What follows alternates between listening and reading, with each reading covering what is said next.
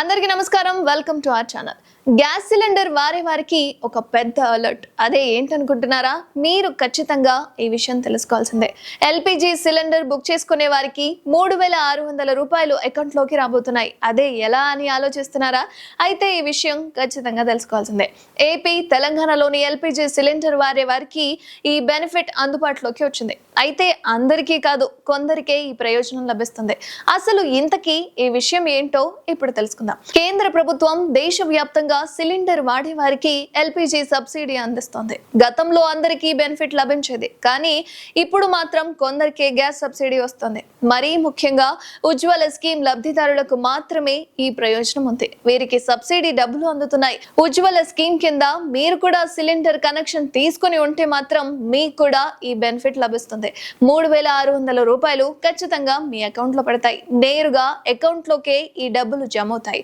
అయితే ఇక్కడ ఈ మొత్తం ఒకేసారి కాకుండా సిలిండర్ బుక్ చేసిన తర్వాత కొంత మొత్తం చొప్పున మీకు వస్తాయి. ఎలానో ఇప్పుడు ఒకసారి చూద్దాం. ఉజ్వల స్కీమ్ కింద మీరు ఎల్పిజి కనెక్షన్ పొంది ఉంటే అప్పుడు సిలిండర్ బుక్ చేస్తే మీకు 300 మళ్ళీ వెనక్కి వస్తాయి. అలా ఏడాదిలో మీరు 12 గ్యాస్ సిలిండర్లు బుక్ చేసుకోవచ్చు. ప్రతిసారి బుక్ చేసుకున్న తర్వాత ఈ మొత్తం డబ్బులు మీ అకౌంట్ లో జమ అవుతాయి. అయితే ఈ బెనిఫిట్ కొంతకాలం మాత్రమే అందుబాటులో ఉంటుంది. 2025 మార్చి చివరి వరకే ఈ ఆప్షన్ ఉంటుంది.